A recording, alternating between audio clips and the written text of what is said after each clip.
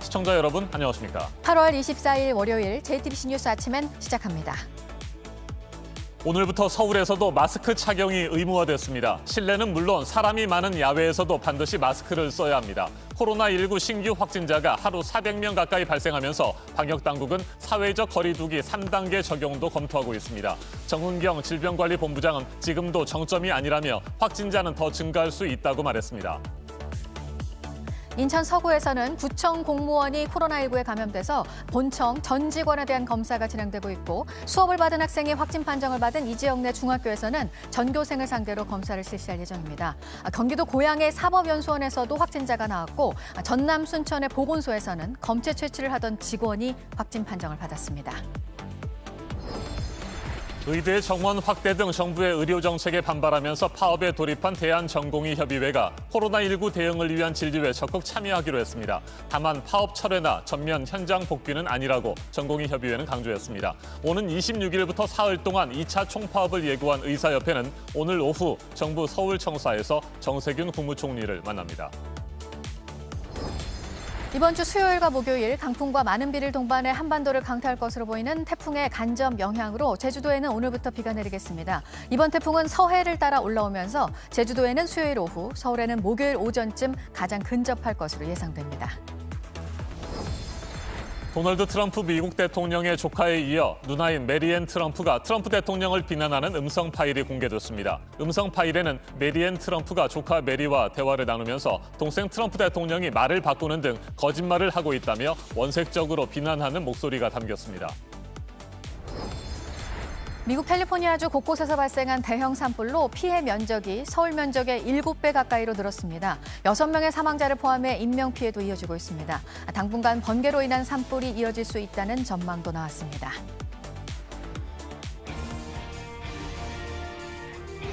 오늘 0시부터 서울에서도 마스크 착용이 의무화됐습니다. 음식을 먹을 때처럼 불가피한 경우를 제외하고 실내는 물론 야외에서도 사람이 많은 곳에서는 반드시 마스크를 써야 합니다. 그만큼 코로나19 2차 대유행에 대한 위기감이 커지고 있습니다. 사회적 거리 두기 2단계가 어제부터 전국적으로 시행되고 있지만 아예 3단계를 서둘러 적용해야 한다는 목소리도 높습니다. 네, 이번 주를 정부는 중대 기로로 보고 있습니다. 3단계는 필수적인 경우를 제외하고 모든 일상생활이 사실상 정지되는 것이라서 일단 이번 주를 지켜보고 신중하게 결정하겠다는 입장입니다. 먼저 강버들 기자가 보도합니다. 전국적으로 재유행이 본격화되는 문턱에 서 있는 매우 위태로운 상황으로 어제 공식 발표된 신규 확진자는 387명. 수도권 이외 지역에서도 100명 가까운 확진자가 나왔습니다. 전국이 사회적 거리 두기 2단계에 들어갔습니다. 하지만 위험 지표들은 이미 하루 신규 확진 100에서 200명 등 3단계 기준에 해당합니다. 1일 신규 확진자는 지난 2주 평균 162명으로 직전 2주보다 10배 이상 늘었습니다. 지난 한 주만 따지면 매일 268명이 확진됐습니다. 깜깜이 환자 비율과 신규 집단 발생 건수 역시 급증했습니다. 이번 주 확산 추세가 진정되지 않으면 3단계 격상을 검토할 수밖에 없다는 게 방역 당국의 입장입니다. 유행의 양상과 규모 그리고 확대되는 그런 속도를 계속 모니터링하면서 3단계 적용에 대한 필요성을 매일매일 고민하면서 사회적 거리두기 효과가 최소 한 주 이상 지나야 나타날 거란 점, 확진자 추적이 점점 어려워지고 있다는 점 등을 감안하면 상황은 더 나빠질 걸로 보입니다. 정점으로 보고 있지는 않습니다. 더 증가할 수 있다고 보고 있습니다. 3단계로 가면 10인 이상 모임이 금지되고 음식점 등 필수 업종도 야간 영업이 중단됩니다. 한편 경기와 부산, 대구, 충북 등에 이어 오늘부터 서울에서도 마스크 착용이 의무화됐는데 10월 12일까지는 계도만 하기로 해 실효성이 떨어진다는 지적도 나옵니다. JTBC 강버들입니다. 코로나19 확산세가 매우 빠르고 심각합니다. 휴일인 어제도 구청과 보건소, 사법연수원과 대학 캠퍼스에서 확진자들이 잇따라 나왔습니다. 확진자가 발생한 인천 서구청의 공무원들은 어젯밤 11시부터 오늘 새벽 2시까지 긴급 진단검사를 받았습니다. 조소희 기자가 보도합니다. 어제 오후 6시 인천 서구청의 공무원 한 명이 확진 판정을 받았습니다. 이곳은 인천 서구보건소 앞입니다. 이렇게 길게 줄이 서 있는데요. 어제 오후 구청 직원 한 명이 확진 판정을 받자 1,300여 명의 전 직원이 검사에 나섰습니다. 코로나19를 관리해야 할 기초지자체에서 확진자가 나오자 구청은 긴급 대응에 나섰습니다. 새벽 2시까지 절반 정도가 검사를 받았습니다. 나머지 공무원들에 대한 검사는 오전 9시부터 재개됩니다. 인천 서구의 불로중학교에서도 한 학생이 코로나19 확진 판정을 받아 오늘 오전 9시부터 전교생에 대한 코로나 검사가 진행됩니다. 전남 순천시 보건소에선 검체 채취 업무를 담당하던 30대 직원이 어제 확진 판정을 받아 시민들의 불안감이 커지고 있습니다. 경기도 고양에 위치한 사법연수원은 운전기사 1명이 확진 판정을 받아 전 직원이 2주간 교대로 근무합니다. 캠퍼스 폐쇄도 잇따르고 있습니다. 22일 광주 전남대 교직원이 확진 판정을 받아 대학 본부가 문을 닫았고 서울 신촌의 연세대 공학대학원에서는 대학원생이 확진 판정을 받아 공과대학 건물 5곳이 오늘 폐쇄됩니다. JTBC 조소입니다. 코로나19 중환자가 일주일도 안 돼 3배로 늘었습니다. 경기도의 중환자 병상은 이제 딱 하나 남았습니다. 어제도 상태가 좋지 않은 60대 확진자가 기계 호흡기까지 달았지만 중환자 병상이 부족해 곧바로 상급 종합병원으로 이송되지 못했습니다. 이도성 기자가 보도합니다. 경기도에서는 한 60대 여성은 어제 오전 확진 판정을 받았습니다. 이 여성은 지난 7일쯤 사랑제일교회를 방문한 것으로 추정됩니다. 이후 숨이 차면서 기계 호흡기를 달았고 의료진이 상급 종합병원으로 옮겨야 한다고 판단했지만 이송이 미뤄졌습니다. 가까운 병원에는 중환자 병상이 없었기 때문입니다. 결국 서울 한 병원에 있는 다른 환자를 경기 남부 지역으로 이송하고 나서야 이 여성이 병상을 옮길 수 있었습니다. 어제 0시 기준으로 사랑제일교회 확진자의 약 40%인 337명이 고위험군인 60대 이상 고령으로 나타났습니다. 이에 따라 전체 60대 이상 확진자는 지난 7일 동안 70명에서 128명으로 늘었습니다. 전체 확진자의 30%대 수준입니다. 지난주까지 10명대를 유지하던 중환자 수도 최근 급격하게 늘었는데 중환자 가운데 60대 이상은 80%가 넘습니다. 집단 발병 사례 중에는 60대 이상의 고령층들이 차지하는 비율이 높기 때문에 위중증 환자의 증가에 영향이 있었다라고 보고 이들 중환자들에게는 산소 마스크 등이 갖춰진 병상이 필요합니다. 지난 22일 기준으로 입원 가능한 중환자 병상은 전국 119개, 이 중 수도권에는 70개만 남았습니다. 정부는 이번 주까지 추가로 병상 30개를 확보하겠다고 밝혔습니다. JTBC 이도성입니다. 정광훈 목사의 사랑제일교회 관련 누적 확진자는 어제 낮 12시를 기준으로 841명입니다. 바이러스 추가 전파에 대한 우려가 여전히 큰 상황인데 사랑제일교회 측은 정부가 코로나19를 핑계로 방역, 공안 통치를 하고 있다고 어제도 주장했습니다. 지난 15일 광화문 집회 참가자의 개인정보를 정부가 불법으로 수집했다며 정부와 서울시를 상대로 법적 대응까지 예고했습니다. 박준우 기자입니다. 사랑제일교회 변호인단은 정부 방역당국과 경찰 등을 고발하겠다고 밝혔습니다.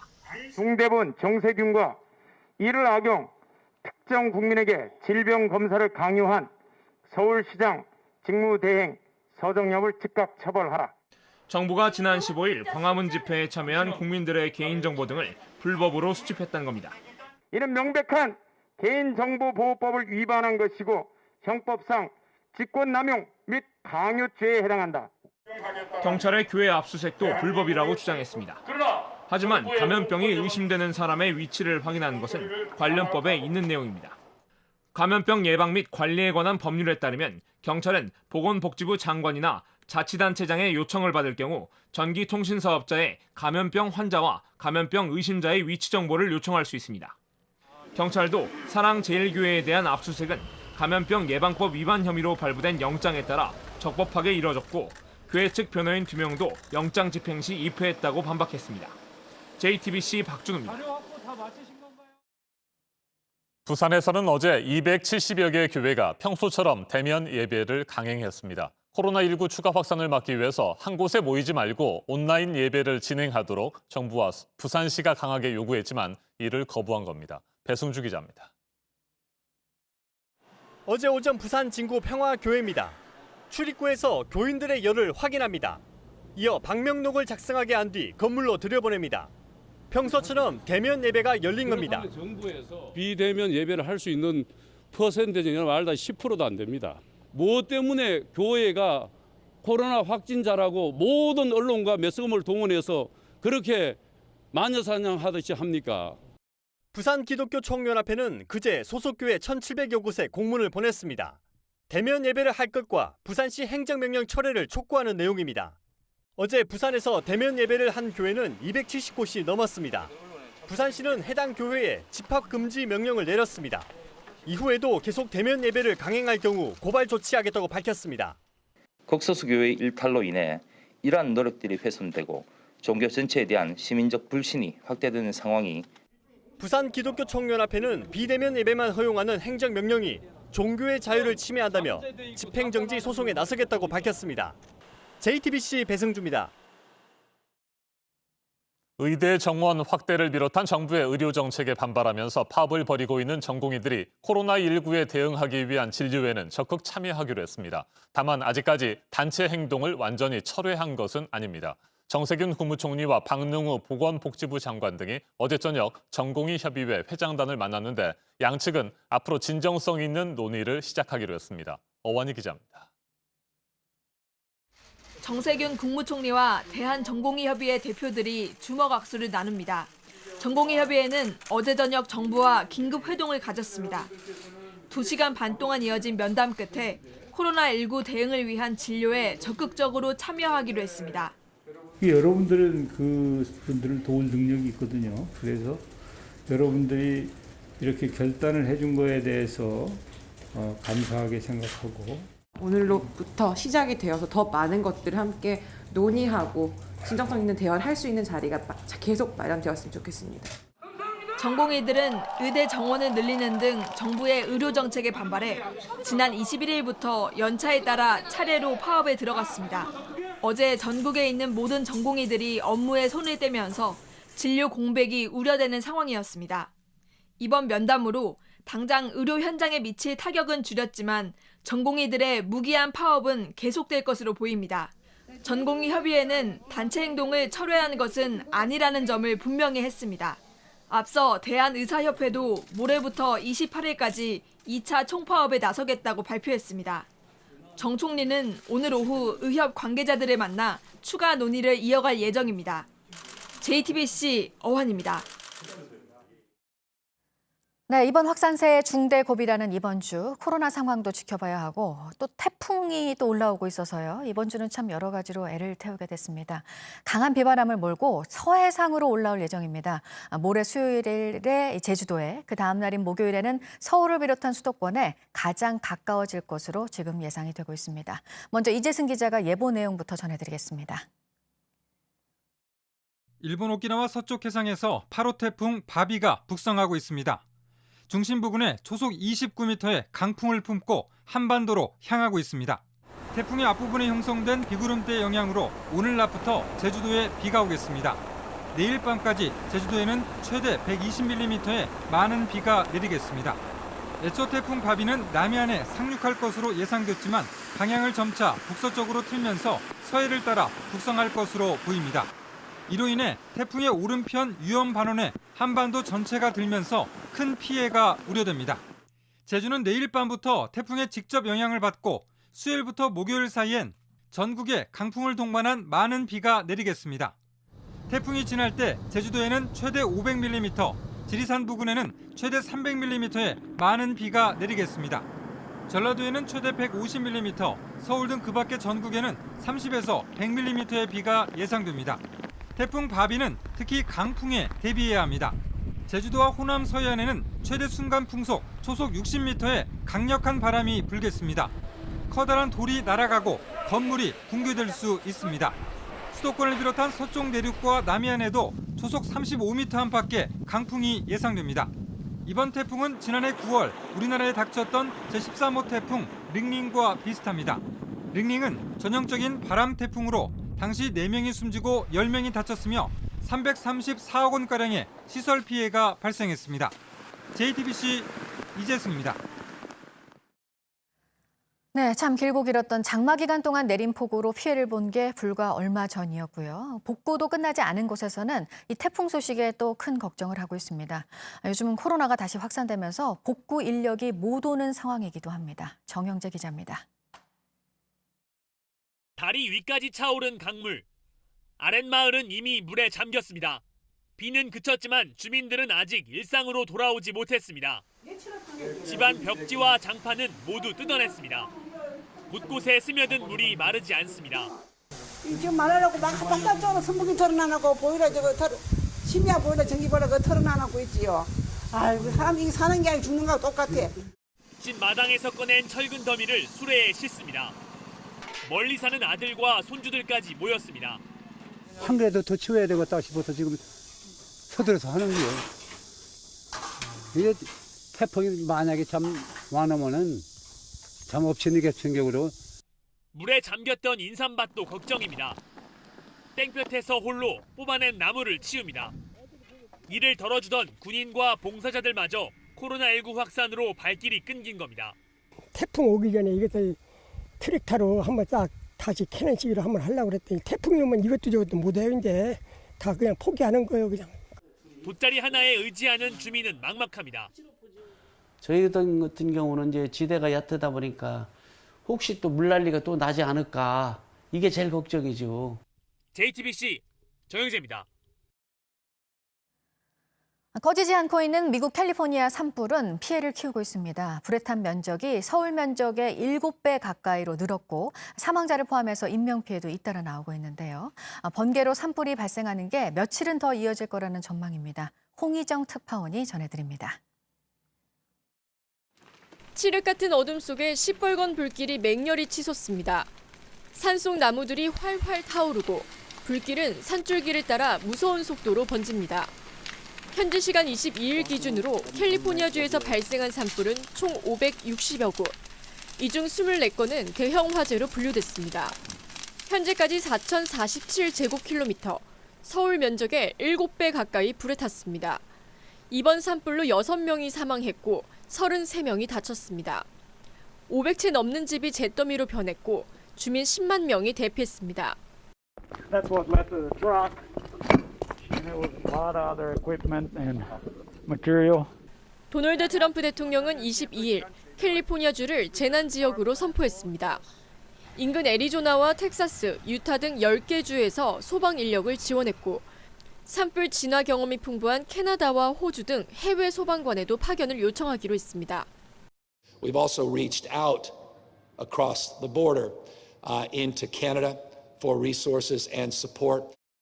국립기상청은 오는 25일까지 번개로 인한 산불이 계속 이어질 수 있다고 경고했습니다. 로스앤젤레스에서 JTBC 홍희정입니다.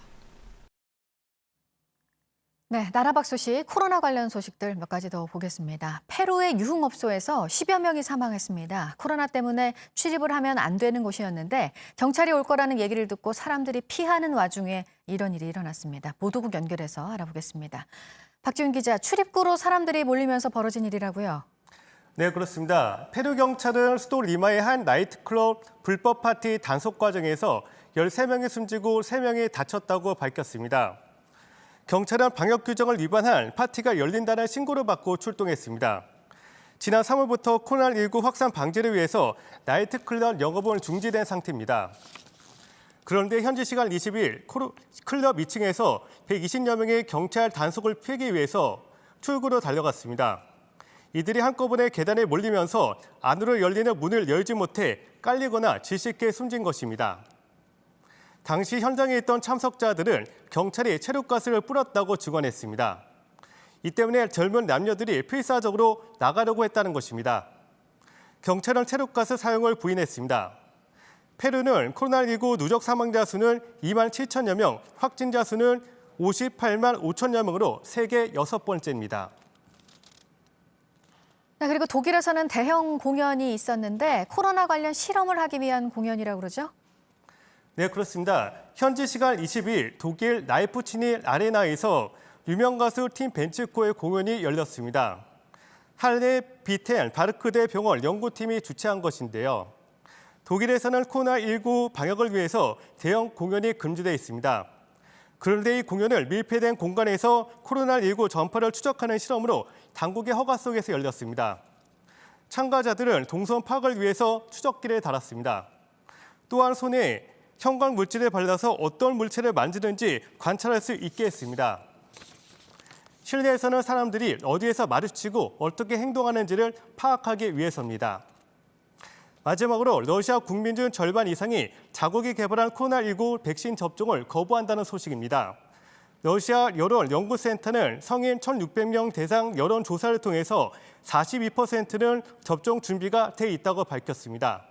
반면에 52%는 접종받지 않겠다고 답했습니다. 러시아는 세계 최초로 등록한 백신을 임상시험이 부실했다는 지적을 받아왔습니다. 이 밖에 새로 나온 소식을 8시 이후에 다시 연결해서 전해드리겠습니다. 지금까지 아침엔 지금 JTBC 박지윤입니다. 이번에는 오늘 아침 체크해봐야 할 뉴스들을 분야별로 살펴보겠습니다. 먼저 정치 분야입니다. 더불어민주당과 정부, 청와대가 2차 재난지원금 지급 논의를 보류하고 코로나19 방역에 더욱 집중하기로 뜻을 모았습니다. 민주당은 당초 2차 재난지원금 지급을 검토하겠다는 입장이었지만 어제 당정청 협의 결과 일단 방역에 총력을 기울이고 재난지원금 지급 여부는 나중에 다시 논의하기로 했습니다. 더불어민주당이 코로나19 확산을 막기 위해서 추석 연휴 때 이동 제한을 고민하는 상황이라고 밝혔다가 이를 번복했습니다. 어제 허윤정 대변인이 기자들과 만난 자리에서 이동 제한을 언급하면서 기정사실화되는 분위기였는데 이후 민주당이 추석 연휴 이동 제한에 대해 논의한 바 없고 검토하지도 않았다고 공식적으로 밝혔습니다. 계약 연기 등으로 집에서 자녀를 돌봐야 하는 직장인에게 주는 가족 돌봄 휴가 비용 지원 기간이 다음 달 말까지 연장됩니다. 당초 지원 기간은 올 1학기까지였는데 코로나19 재확산으로 수도권 등 일부 지역의 학교 수업이 원격으로 전환되고 등교 인원도 제한되면서 정부가 지원 기간을 늘렸습니다. 서울 노원, 도봉, 강북구에서도 9억 원이 넘는 가격으로 거래된 아파트가 잇따라 나오고 있습니다. 가격이 더 오를 것이라는 기대감으로 물건을 거두는 분위기고 역시 물건이 없는 전세 가격도 이 지역에서 급등하면서 5억 원을 넘긴 거래가 이어지고 있습니다. 우리나라에 진출한 외국계 기업들이 투자와 고용을 줄인 것으로 나타났는데요. 기업 평가 사이트가 40여 곳의 지난해 현황을 조사한 결과로 매출과 영업이익은 모두 성장해서 국내에서 수익을 거두면서 투자와 고용 같은 사회적인 기업 면에서는 외국계 기업들의 성과가 떨어진다는 지적이 나오고 있습니다. 역대 가장 길었던 장마 기간 동안의 피해가 채소 가격으로 나타나고 있죠. 공급이 줄어서 가격이 급등하고 있는 건데 호박은 한 주 동안 50%, 오이는 40% 넘게 올랐습니다. 채소 가격 상승세는 이달까지는 이어질 것으로 예상됩니다. 계속해서 사회 분야 뉴스입니다. 서울 소공동 롯데백화점 건물에 있는 롯데인재개발원 직원 1명이 코로나19 확진 판정을 받았습니다. 해당 사무실에 있는 롯데백화점 본점 26층이 폐쇄됐습니다. 롯데 측은 직원과 고객들이 이용하는 공간은 완전히 분리돼 있어서 백화점과 면세점은 정상적으로 영업 중이라고 밝혔습니다. 지난 15일 광화문 집회에 참석한 뒤 코로나19 확진 판정을 받은 70대 남성이 사라져 인천시가 경찰에 소재 파악을 요청했습니다. 지난해 주민등록이 말소됐고 가족들이 실종 신고를 한 상태로 연락이 닿지 않고 있습니다. 서아프리카 베냉 앞바다에서 피랍됐던 한국인 선원 5명이 어제 오후 무사히 귀국했습니다. 이들은 지난 6월 베냉 인근 해상에서 참치잡이 조업을 하다가 무장 세력에 납치됐는데 지난달 24일 석방된 뒤 한 달 만에 귀국했습니다. 재즈 1세대로 한국 재즈의 데모로 불리는 박성현 씨가 어제 세상을 떠났습니다. 1978년 국내 첫 재즈 클럽을 열었습니다. 와병 중에도 음악에 대한 열정으로 지난해 무대에 서기도 했습니다. 지난달 국내에서 처음으로 자연 번식으로 태어난 에버랜드 아기 판다의 모습이 공개됐습니다. 태어날 때 200g이었던 몸무게가 한 달여 만에 1kg이 됐습니다. 어미와 아기 판다 모두 건강한 상태입니다. 신곡을 내놓으면서 또 기록을 만들고 있는 그룹 방탄소년단입니다. 세계 최대 음악 스트리밍 플랫폼인 스포티파이의 글로벌 톱 50 차트에서 1위를 했습니다. 한국 가수로 처음이고요. 지난주 금요일에 공개된 뮤직비디오는 유튜브 뮤직비디오 사상 24시간 내 가장 많은 조회수도 기록을 했습니다. 민주당의 차기 지도부를 뽑는 전당대회 일정이 오늘부터 시작되는데요. 온라인 투표가 실시됩니다. 나흘 동안 진행된 뒤에 오는 토요일 개표 결과가 발표가 됩니다. 전국 법원이 오늘부터 2주 동안 임시 휴정기에 들어갑니다. 주요 재판 일정에 차질을 피할 수 없을 것으로 보이는데요. 오늘 전두환 씨 재판은 예정대로 진행이 됩니다. 방청석 규모를 줄여서 열립니다. 지난 5월부터 지급되기 시작한 정부 긴급재난지원금, 오늘 신청 마감일입니다. 이달 말까지 사용할 수 있습니다. 이때까지 쓰지 않은 잔액은 국가와 지자체로 환수됩니다. 분야별 뉴스들 체크해드렸습니다. 월요일인 오늘 무더운 날씨가 이어지겠습니다. 전국 곳곳에 폭염특보가 내려져 있고 낮 기온이 33도 안팎으로 덥겠습니다. 대기 불안정으로 내륙 곳곳에는 소나기가 올 가능성도 있습니다. 제8호 태풍 바비가 현재 일본 오키나와 서쪽 해상에서 북상하고 있습니다. 오늘 낮부터 제주도는 태풍의 간접 영향을 받으면서 비가 올 것으로 보이는데요. 내일 밤까지 제주도에는 최대 120mm의 비가 내릴 것으로 보입니다. 수요일부터 목요일까지는 전국이 태풍의 직접 영향을 받으면서 강풍을 동반한 많은 비가 쏟아지겠습니다. 이미 역대 가장 길었던 장마로 피해가 많았고 아직까지 수해 복구 작업이 이루어지고 있는 곳도 많습니다. 태풍으로 또 다른 피해가 일어나지 않도록 철저하게 대비하셔야겠습니다. 현재 기온은 서울과 대전 24도, 광주 25도, 부산 26도로 어제와 비슷하거나 조금 높습니다. 낮 기온은 서울 31도, 대전과 광주 33도, 대구 34도로 어제와 비슷하겠습니다. 강원도는 강릉 34도로 어제보다 2도에서 4도가량 높겠습니다.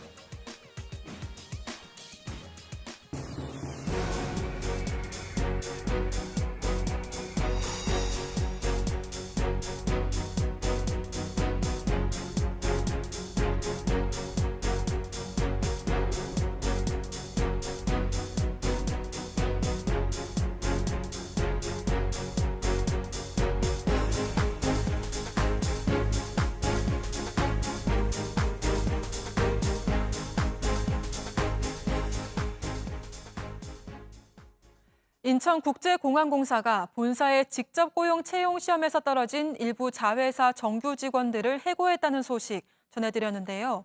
그런데 국내 대형 로펌이 해고가 사실상 부당하다는 의견을 냈음에도 공사가 강행한 것으로 드러났습니다. 강현석 기자입니다.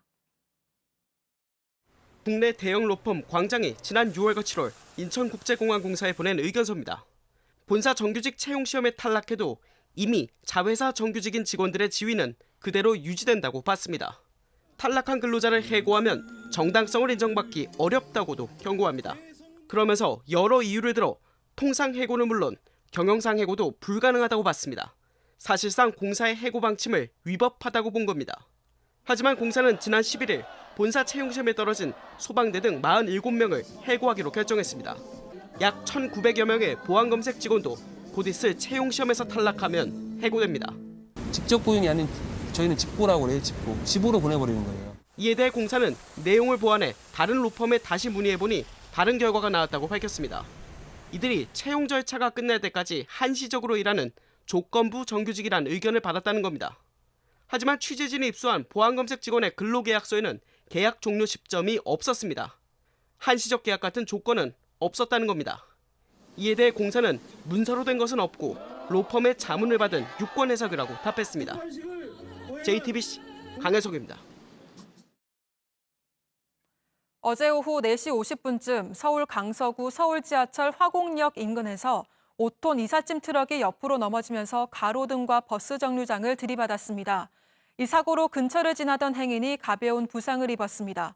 운전자는 경찰 조사에서 갑자기 브레이크가 작동하지 않아서 차량을 세우기 위해 고의로 가로등에 부딪혔다고 진술한 것으로 전해졌습니다. 지난 21일 포항시 도구해수욕장에서 실종된 10대로 추정되는 시신 한 구가 발견됐습니다. 포항해경은 어제 오후 4시 반쯤 도구해수욕장 200m 지점에서 사흘 전 일행을 구하려다 실종된 10대로 추정되는 시신을 발견해서 신원을 확인하고 있다고 밝혔습니다. 편의점에서 담배를 훔치고 60대 여성 주인을 때려서 갈비뼈를 부러뜨린 중학생에게 법원이 징역형을 선고했습니다. 지난 3월 15살 김모군 등 3명은 서울 양천구의 한 편의점에 들어가서 담배 34갑과 현금 25만 원을 훔치고 주인을 폭행해 전치 4주의 상해를 입힌 혐의로 재판에 넘겨졌습니다. 서울 남부지법 형사 13부는 죄질이 나쁜 데다 김 군이 보호관찰 기간 중에 범행을 저질렀다며 징역 장기 2년, 단기 1년 6개월과 벌금 30만 원을 선고하고 나머지 2명에게는 집행유예를 선고했습니다.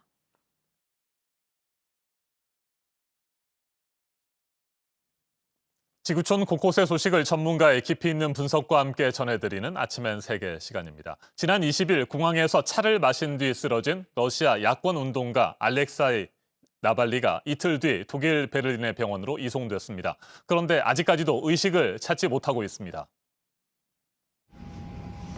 시베리아에서 모스크바로 향하던 비행기 안에서 알렉세이 나발리가 갑자기 고통을 호소하면서 쓰러졌습니다. 나발리는 비행기를 타기 직전 차를 마신 것으로 알려졌습니다. 나발리는 의식불명 상태에 빠졌고 곧바로 병원으로 이송됐습니다. 나발리의 개인 주치의는 독극물 중독이라고 주장했습니다. 직접 들어보시겠습니다. Все находятся в стабильном тяжелом состоянии. Вы думаете, что это? Ну, это отравление неясным веществом. Это токсическая энцефалопатия, кома. 프랑스와 독일은 나발리를 적극 돕겠다고 나섰습니다. 지난 22일 나발리는 의식불명 상태에서 독일 베를린의 한 병원으로 옮겨졌습니다. 한때 러시아 의료진이 이송을 반대했다고 알려져 논란이 일기도 했습니다. 러시아 의료진은 그동안의 검사 결과 나발리의 몸에서 독성 물질은 발견되지 않았다고 주장했습니다. 담당 의료진의 발언 들어보시죠. Хотя исследования, в принципе, продолжаются и дальше, но то, что я назвал, в организме Навального нет.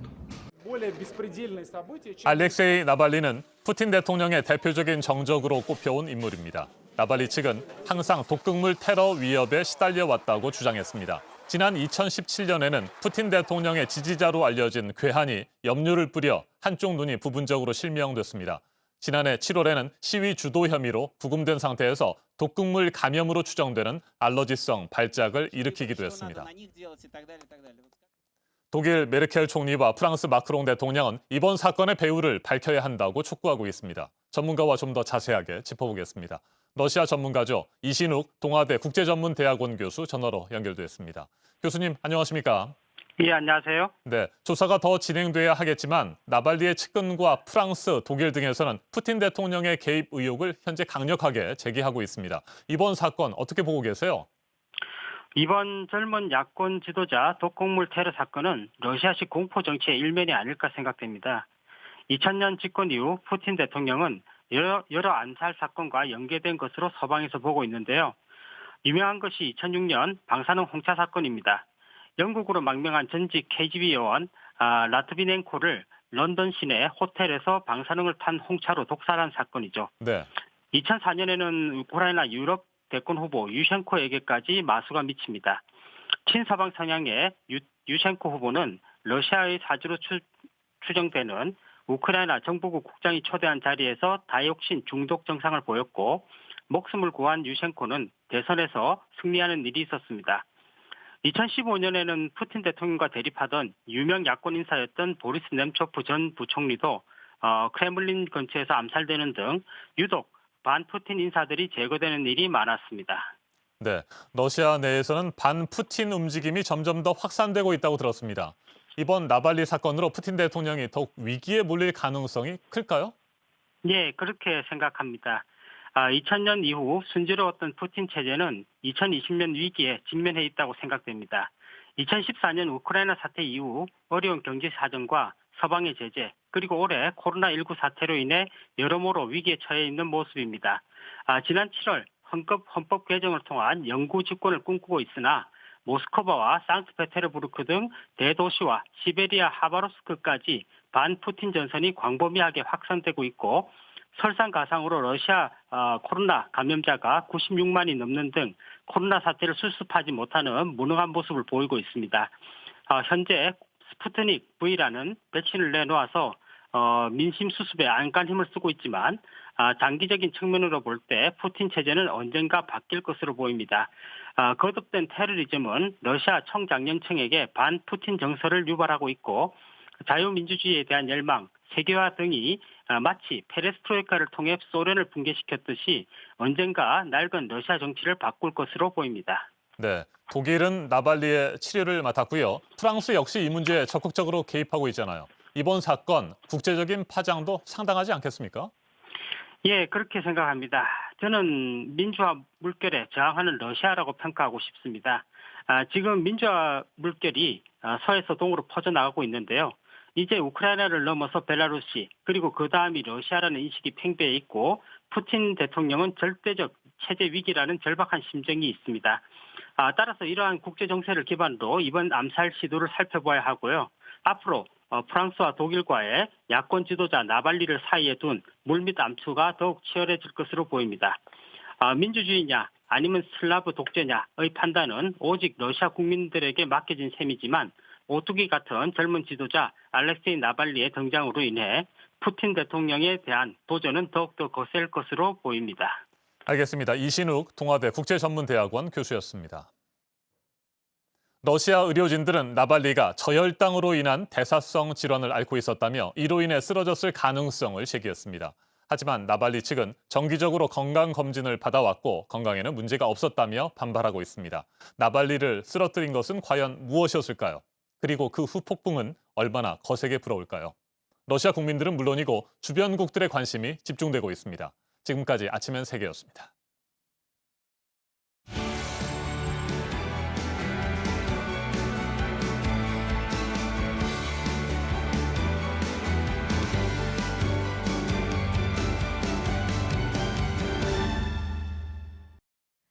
네, 월요일 아침 8시 4분 지나고 있습니다.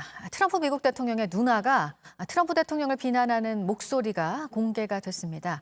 원칙이 없고 자신을 위해 일하는 사람이라는 비판이 담겼습니다. 워싱턴 김필규 특파원이 전합니다. This goddamn tweet and the lying. Oh my God, I'm talking too freely, but you know, the change of stories, the lack of preparation, the lying, the holy. 도널드 트럼프의 큰누나인 메리앤 트럼프 베리가 조카인 메리 트럼프와 나눈 대화입니다. 트럼프보다 9살 많은 베리는 연방 판사를 지냈습니다. 이 대화에서 베리는 동생에 대해 원칙이 없고 신뢰할 수 없는 인물이라며 자신만을 위해 일할 뿐이라고 신랄하게 비판합니다. 대화를 녹음한 조카 메리 트럼프는 지난달 저서를 통해 트럼프 대통령의 대리시험 의혹을 제기했습니다. 녹음 파일에도 이런 내용이 들어 있습니다. For 1 year, and then he got into University of Pennsylvania. I guess he had somebody take the exams. No way. And he had somebody take his entrance exams, SATs or whatever. 파일을 처음 확보해 보도한 워싱턴 포스트는 백악관의 입장을 물었지만 답을 듣지 못했다고 했습니다. 잇따르는 가족의 폭로에 그동안 자신이 천재여서 좋은 대학에 갔다고 했던 트럼프 대통령의 자부심도 상처를 입게 됐습니다. 워싱턴에서 JTBC 김필규입니다. 네, 하지만 미국 국민을 위해 계속 일할 것이라는 트럼프 대통령. 지금 또 다른 위기 가운데 하나가 코로나죠. 코로나 백신을 승인하라는 압박을 했습니다. 대선 전에 백신에 대한 승인이 이루어져야 한다는 건데 음모론도 제기했습니다. 이 소식은 임종주 특파원이 전해드립니다. 트럼프 대통령은 식품의약국 FDA의 누군가가 임상시험을 어렵게 하고 있다고 주장했습니다. 대선인 11월 3일 이후로 백신 개발을 늦추길 원하기 때문이라고도 했습니다. 자신의 재선을 막으려고 특정 세력이 회방을 놓고 있다는 취지입니다. 그러나 근거는 내놓지 않았습니다. 트럼프 대통령은 그러면서 속도가 중요하다며 FDA 수장인 스티브 한 국장을 겨냥했습니다. 선거 전에 백신을 승인하라는 공개적인 압박입니다. 코로나19 대응 실패론에 몰린 트럼프 대통령은 그동안 백신 개발을 독려해왔습니다. I believe we'll have the vaccine before the end of the year, certainly, but around that date, yes, I think so. 미 하원 의장은 위험하고 무서운 주장이라고 정면으로 비판했습니다. That the president brought up this morning, which is very scary, with their judging on their safety and their efficacy, not by a declaration from the White House. 앞서 백신의 운명을 결정할 FDA 고위 관계자가 검증되지 않은 채 승인되면 사임하겠다고 공언했다는 소식이 전해지기도 했습니다. 트럼프 대통령의 희망과는 달리 안전성과 효능을 확보하려면 몇 달은 더 걸릴 것이라는 게 전문가들의 대체적인 견해입니다. 워싱턴에서 JTBC 임종주입니다. 방역 당국은 주말이 고비라며 생필품을 사러 갈 때 정도만 빼고는 집에 머물러 달라고 수차례 당부했습니다. 그런데 지난 토요일 한 지방의회 의원이 공무원들과 함께 골프장을 다녀와서 식사를 하는 장면이 JTBC 카메라에 포착됐습니다. 서준석 기자입니다. 경기도 용인의 한 식당입니다. 한 남성이 동료 3명과 함께 식사를 합니다. 골프 복장의 이 남성은 여당 소속 화성시의회 의원 김모 씨입니다. 오전에 골프를 치고 일행들과 식사하러 온 겁니다. 정부가 사회적 거리두기 2단계를 전국으로 확대하겠다고 발표한 날이었습니다. 골프에 대해 묻자 당황하는 기색입니다. 근데 이게 어때요? 상황이 좀 그런데요. JTBC 취재 결과 함께 있던 3명의 일행 중 2명은 화성시청 공무원이었던 걸로 확인됐습니다. 김 의원은 취재진의 수차례 일행이 공무원이 아니라고 했지만 공무원분들과 하신 거면은 이후 사실을 인정했습니다. 김 의원은 부적절한 시기에 당에 누를 끼쳤다고 말했습니다. 그래서 저로 인해서 사회적으로 이거된다고 하면 힘들다는 게 당연히 가지고 있는 용도 있을 것 같아서 취소할 계획은 없으셨나요? 골프장은 사회적 거리두기 2단계 확대 적용에 따라 운영이 제한되는 장소는 아닙니다. 야외 활동이 많지만 대부분 밀착해서 카트를 타곤 합니다. 실제 골프장에서 전염된 사례도 있습니다. 김 의원은 평소 가깝게 지냈던 지인들에게 본인이 먼저 제안한 자리라며 골프장과 캐디 비용은 나눠 냈다고 밝혔습니다. JTBC 서준석입니다. 제주도로 3박 4일 동안 수련회를 가는 교회도 있었습니다. 교회 측은 코로나에 어떻게 대비할지 논의하기 위해서 가는 거라고 했습니다. 김재현 기자입니다. 경기 화성시의 한 교회입니다. 캐리어를 끌고 짐 가방을 챙겨든 사람들이 모여듭니다. 잠시 뒤 교회 차량 2대가 출발합니다. 이들이 도착한 곳은 김포공항. 교회 목사와 전도사 약 10명이 3박 4일 제주도 수련회를 가려는 겁니다. 이 교회는 코로나가 확산되기 전까지 교인 수가 1,000명에 가까웠던 대형 교회입니다. 제주도 수련회 가신다면서요? 네네네. 저희 전체 코로나 어떻게 대비할 건지 회의하는 겁니다. 하지만 또 다른 교회 관계자의 말은 다릅니다. 회의는 짧게 하고 오히려 관광을 하거나 영화를 보고 식당과 카페를 찾아다닐 가능성이 크다고 했습니다. 방역당국은 교회에서 집단 감염이 확산되자 예배와 교회 명의의 소모임, 수련회 등 대면 모임을 금지시켰습니다. 앞서 서울 노원구의 안디옥 교회에서도 교회 수련회에 참석한 교인들이 확진 판정을 받은 바 있습니다. JTBC 김재현입니다. 정광훈 목사의 사랑제일교회와 지난 15일 광화문 집회를 주요 연결고리로 코로나19가 전국 곳곳으로 빠르게 확산되고 있습니다. 2차 대유행에 대한 위기감이 갈수록 커지고 있습니다. 스트레스와 우울감, 불안감 등 심리적 고통을 호소하는 국민도 크게 늘고 있습니다. 물리적 방역뿐만 아니라 마음의 건강을 지키는 심리 방역이 시급합니다. 서울시 코비드19 심리지원단장을 맡고 있는 명지병원 정신건강의학과 김현수 교수 자리에 함께했습니다. 어서 오십시오. 네, 안녕하세요. 네. 네네. 이제 뭐 단순한 불안감이나 스트레스를 넘어서 공포감을 느끼는 국민들이 네. 많습니다. 네네. 현장에서 네. 뭐 많은 분들을 만나고 계실 텐데 어느 정도의 상태입니까?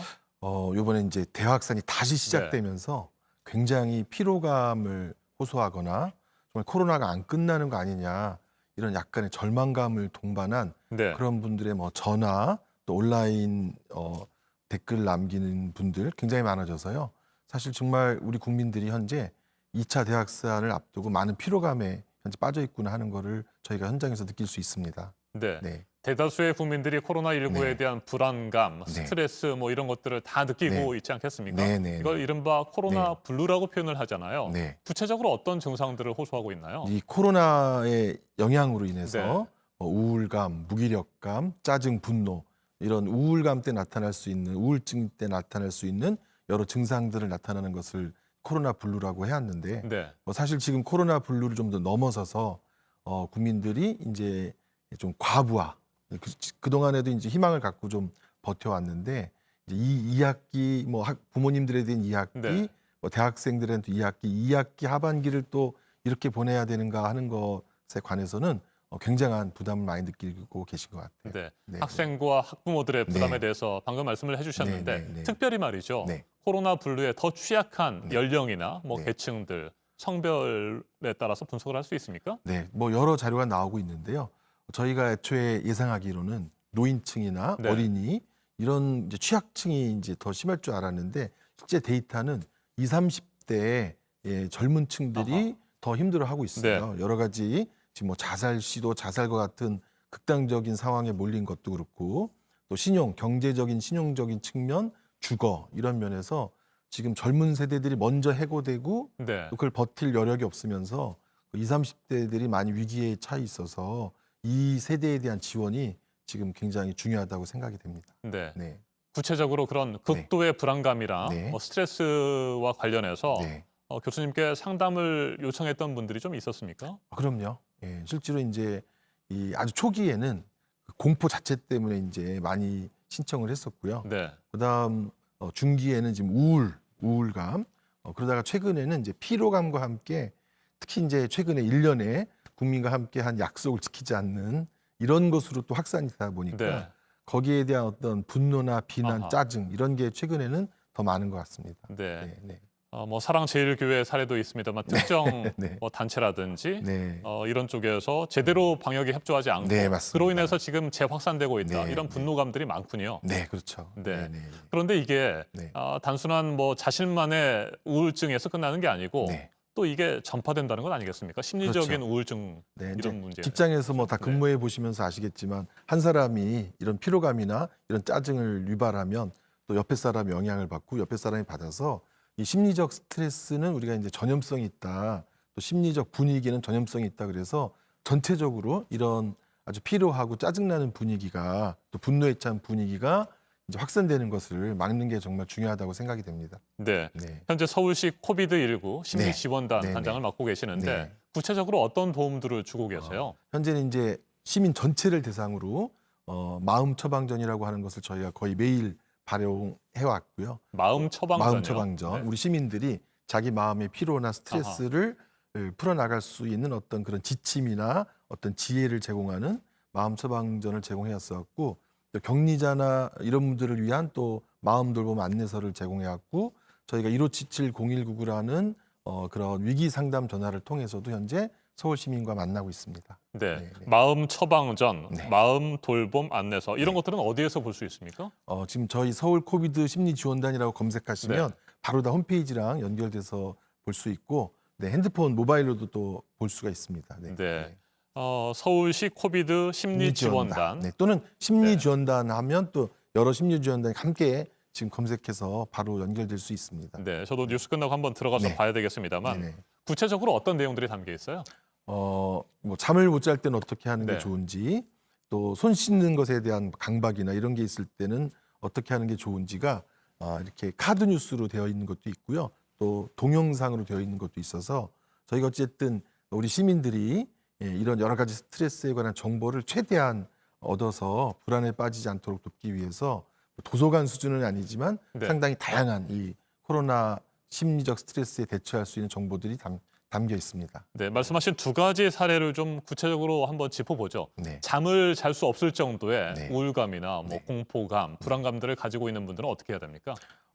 일단 이제 지나친 걱정으로 인해서 잠을 자지 못하는 분들은 어쨌든 이게 지금 본인만 그런 걱정을 하는 게 아니라 모두가 하는 걱정이라고 하는 그런 안심을 주면서 저희가 이렇게 호흡하기 같은 이완할 수 있는 간단한 이제 그런 기술을 카드 뉴스나 방송을 통해서 가르쳐 드려서 불면에서 좀 헤어날 수 있도록 돕기도 하고요. 또 손 씻기 강박 같은 것이 있는 경우에도 어쨌든 저희가 이제 손 씻기 위생 수칙을 잘 지키면 안전하다라는 여러 과학적 지식을 함께 이렇게 탐색해서 심리적 안정을 취할 수 있도록 도와주는 뭐 그런 예들이 있습니다. 네. 네. 호흡법을 간단히 좀 설명해 주실 수 있으세요? 네, 이제 우리가 그 심리적 불안정이나 공포나 불안이 있을 때 여러 가지 방법이 있지만 우리를 안정시키는 가장 간단한 아주 효과적인 방법을 알려진 게 뭐 명상이라고 부르기도 하고 마음 챙김이라고 부르기도 하고 호흡법들인데요. 뭐 그냥 단순하게 들숨 날숨 크게 들이마시고 또 천천히 내쉬고 크게 들이마시고 천천히 내쉬고 이런 거를 4-5번만 해도 사실 우리 마음이 우리 안정을 들어갈 수 있는 이 부교감 신경계가 활성화된다 그래서 우리 시민들이 또 국민들이 불안할 때 이렇게 심호흡을 하면 네. 마음에 평화와 함께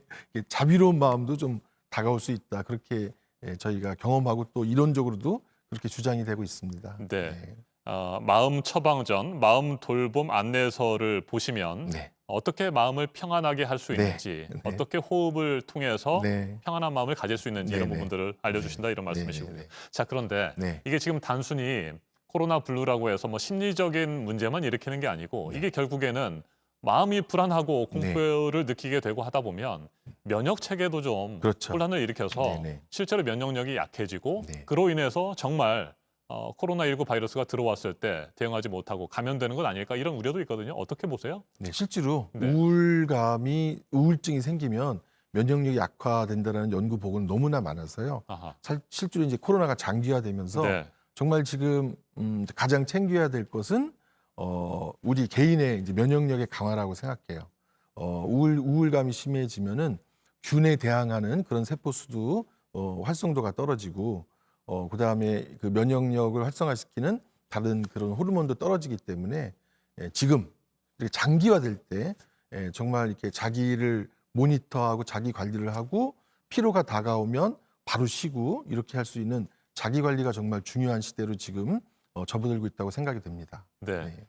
알겠습니다. 끝으로 한 가지만 부탁을 네. 다시 한번 드려보도록 하겠습니다. 네. 이게 지금 코로나19 사태가 네. 뭐 올해 안에 끝날 수 있는 상황은 아닌 것 같고요. 백신 개발도 그렇고 뭐 치료제 개발도 그래서 실제로 뭐 백신을 직접 접종할 수 있는 시기는 내후년 초나 될 것이다 뭐 이런 네. 암울한 전망까지 나오고 네. 있습니다. 네. 이런 상황에서 어떤 마음가짐을 네. 갖는 것이 필요할까요? 네. 뭐 WHO 포함해서 모든 전문가들이 뭐 심리 백신 이런 얘기하면서 심리적인 안정, 또 긍정적인 마음의 기조, 그다음에 일상생활을 최대한 평상시처럼 유지하려고 하는 이 세 가지 노력이 사실 우리를 건강하게 만드는데 굉장히 크게 기여한다고 해서 국민들에게도 이제 평상의 생활을 면역력을 좀 강화시키면서 특히 자기를 잘 모니터하면서 최대한 긍정적인 기조를 유지할 수 있도록 하는 그런 부탁을 좀 드리고 싶습니다. 네. 네. 이 또한 지나가리라. 언젠가는 네. 뭐 코로나19도 잡히지 네. 않겠습니까? 네. 완전히 네. 사라지진 않더라도 말이죠. 그런 마음가짐을 좀 가질 필요가 있을 것 같고요. 서울시에서 코비드19 심리 지원단을 운영하는 것처럼 네. 다른 자치단체들도 이런 적극적인 지원이 또 네. 필요해 보이기도 네. 합니다. 네. 오늘 여기까지 말씀 듣도록 하겠습니다. 서울시 코비드19 심리 지원단장을 맡고 계십니다. 명지병원 정신건강의학과 김현수 교수였습니다. 말씀 잘 들었습니다. 네. 사회적 거리두기 2단계가 어제부터 전국적으로 시행되고 있습니다. 대부분 방역 수칙을 잘 지키고 있지만 여전히 마스크를 쓰지 않거나 턱에 걸친 사람들도 적지 않았습니다. 공다솜 기자가 취재했습니다. 카페 안에서 두 사람이 가깝게 마주 앉아 있습니다. 둘 사이 거리는 1m도 채 되지 않고 마스크도 쓰지 않았습니다. 네일샵을 찾은 시민도 마스크를 착용하지 않았습니다. 가게에서 음료를 마시는 사람들 중 아무도 마스크를 쓰지 않았습니다. 거리를 걷는 시민들은 대부분 마스크를 착용했지만 오히려 밀폐된 좁은 공간에서 마스크를 쓰지 않은 겁니다. 벤치에 나란히 앉은 학생 중 일부도 마스크를 턱에 걸쳤습니다. 배불러가지고 사람들 보고 있는 좋겠다. 서울의 한 대형마트. 주말이라 평일에 비해 사람이 북적입니다. 딱 1층이 되잖아요. 그게 아무래도 영향이 있다고 보는데 대표 없으니까 캠핑품 구매해서 마스크를 쓰지 않으면 입장이 제한되기 때문에 거의 모든 손님과 직원이 마스크를 쓰고 있습니다. 하지만 시식을 위해 어쩔 수 없이 마스크를 벗는 모습도 있었습니다. 코로나 바이러스는 숨을 쉬면서도 배출될 수 있고 밀폐된 실내에선 에어컨을 통해 확산될 수 있습니다. 방역 당국은 밀폐된 실내에선 마스크 없이 대화하는 것을 피하고 숨 쉴 때에도 반드시 마스크를 착용해달라고 강조했습니다. JTBC 공다솜입니다.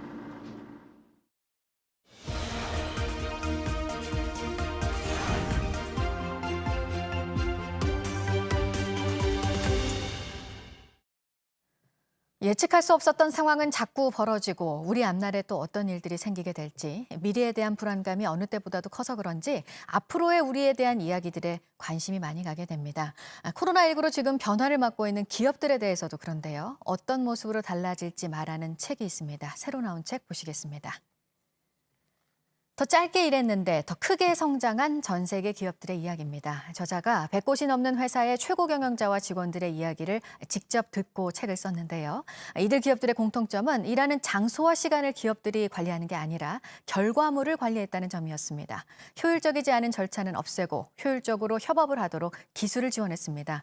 어떻게 다른 업무 시스템을 만들어서 직원들의 창의성을 끌어올릴지에 대한 고민, 기업들의 유연성을 강조한 책입니다. 짧고 굵게 일하자고 말하는 또 한 사람, 버리고 또 버리라는 정리 컨설턴트가 가정집에 이어서 일터에서도 그렇게 해야 한다고 말을 하고 있는데요. 잘 정리를 해야 할 것으로 사무실 책상 같은 공간뿐 아니라 시간과 에너지를 빼앗는 모든 것을 포함시켰습니다. 일단 정리를 하면 좀 더 좋아하고 좀 더 중요한 일에 더 힘을 쏟을 수 있다는 조언입니다. 마지막으로 감정을 어루만지는데 음악이 좋은 교과서가 될 수 있다는 감성 수업 책입니다. 유럽 오페라 무대에서 활동해온 음악가가 음악을 통해 느꼈던 희열들을 전하는데요. 내 마음에서 들리는 소리가 뭐고 내가 느끼는 감정이 뭔지 알 수 있도록 해주는 게 바로 음악이라고 저자는 자부합니다. 아침엔 라이프였습니다. 네, 코로나 백신 확보를 위해서 공을 들이고 있는 트럼프 미국 대통령. 대단한 날이라면서 전한 소식이 있는데요. 혈장 치료를 미국 식품의약국이 승인했다는 내용입니다. 보도국 연결해서 알아보겠습니다. 박지훈 기자, 발표 날짜가 공화당 전당대회를 코앞에 둔 시점이기도 하고요. 지금 어떤 얘기들이 나오고 있습니까? 네, 미국 FDA가 코로나19 혈장 치료제 긴급 사용을 승인했다고 로이터 통신이 보도했습니다. FDA는 4일간 혈장 치료제를 처방받은 환자들의 사망률이 감소하고 상태가 호전됐다고 밝혔습니다. FDA는 7만 명이 처방받았으며 이 중에 2만 명한테서 치료제 안전성이 확인됐다고 전했습니다. 반면에 안전 문제는 보이지 않았다고 덧붙였습니다. 앞서 트럼프 대통령은 FDA가 혈장 치료제 긴급 사용을 승인할 것이라고 발표했었습니다. 네, 그리고 코로나 백신 승인도 빨리 하라고 트럼프 대통령이 압박했다는 소식도 앞서 전해드렸습니다. 관련 보도가 또 나온 게 있네요. 네, 그렇습니다. 윤희신 재무부 장관과 메도스 백악관 비서실장이 지난달 30일 낸시 펠로우 하원 의장 등 민주당 지도부와 면담을 가졌는데요. 이 자리에서 미국에서 3상 임상시험을 거치지 않은 백신 긴급 사용을 승인할 수 있다고 말했다고 뉴욕타임즈가 보도했습니다. 메도스 비서실장은 아스트라제네카와 옥스퍼드 대학이 공동 개발 중인 백신이 가장 가능성이 있다고 말했다고 합니다. 현재 아스트라제네카는 영국과 브라질 등에서 2상과 3상 시험을 동시에 하고 있습니다. 이르면 다음 달에 결과가 나올 걸로 기대가 됩니다. 미국에서는 별도로 3상 시험을 위한 절차가 진행되고 있습니다. 메도스 비서실장의 언급이 사실이라면 트럼프 정부가 대선을 앞두고 정치적인 목적으로 백신 사용을 앞당기는 것이 아니냐고 뉴욕타임즈는 지적했습니다. 하지만 트럼프 정부의 고위 관계자는 보도 내용을 사실이 아니라고 부인했습니다. 마지막으로 세종시에서 코로나19 확진자가 3명 추가됐다는 소식입니다. 40대 남성과 10대 여아, 영아 등 가족 3명입니다. 지난 20일 확진된 30대 해외 입국 여성의 가족입니다. 40대 남성은 한국원자력연구원입니다. 3명은 1차 검사에서는 음성이 나왔는데 어제 양성 판정을 받았습니다. 지금까지 아침엔 지금 JTBC 박재윤입니다. 월요일인 오늘 덥고 습한 날씨가 이어지겠습니다. 전국 곳곳에 폭염특보가 내려져 있고 낮 기온이 33도가 넘게 오르는 곳이 많겠습니다. 대기가 불안정해 내륙 곳곳에는 소나기가 오는 곳이 있겠습니다. 낮 최고 기온은 서울이 31도, 대전과 광주 33도, 대구가 34도로 어제와 비슷하겠습니다. 강원도는 강릉 34도 등으로 어제보다 2도에서 4도가량 높겠습니다. 한편 제8호 태풍 바비는 현재 일본 오키나와 서쪽 해상에서 북상하고 있습니다. 수요일부터 목요일 사이 전국이 태풍의 직접 영향권에 들면서 강한 바람과 함께 많은 비가 내리겠습니다. 아침엔 뉴스워치, 오늘 하루 관심을 가지고 지켜봐야 할, 기억해야 할 뉴스 끝으로 정리해드립니다. 오늘부터 서울에서도 마스크 착용이 의무화됐습니다. 실내는 물론이고 사람이 많은 야외에서도 반드시 마스크를 써야 합니다. 코로나19 신규 확진자가 하루 400명 가까이 발생하면서 방역당국은 사회적 거리 두기 3단계 적용도 검토하고 있습니다. 정은경 질병관리본부장은 지금도 정점이 아니라며 확진자는 더 증가할 수 있다고 말했습니다. 인천 서구 구청 공무원이 어제 저녁 확진 판정을 받아 오늘 새벽 시간까지 직원들에 대한 검사가 진행됐습니다. 경기도 고양시의 사법연수원에서도 확진자가 나왔고 전남 순천에서는 선별진료소에서 검체를 채취하던 보건소 직원이 코로나19에 감염됐습니다. 의대 정원 확대 등 정부의 의료 정책에 반발하면서 파업에 돌입한 대한전공의협의회가 코로나19 대응을 위한 진료에 적극 참여하기로 했습니다. 다만 파업 철회나 전면 현장 복귀는 아니라고 전공의협의회는 강조했습니다. 오는 26일부터 사흘 동안 2차 총파업을 예고한 의사협회는 오늘 오후 정부 서울청사에서 정세균 국무총리를 만납니다. 지난 2월 이후 두 번째로 전국 법원이 2주간의 휴정기에 들어갑니다. 각 재판부는 재판 진행 상황을 고려해서 기일을 연기할지 결정할 예정인데 오늘 전두환 씨 재판은 방청석 규모를 줄여서 열립니다. 오늘 전해드릴 소식은 여기까지입니다. 이상으로 JTBC 뉴스 아침엔 월요일 순서 모두 마치겠습니다. 건강한 하루 보내시기 바랍니다. 고맙습니다.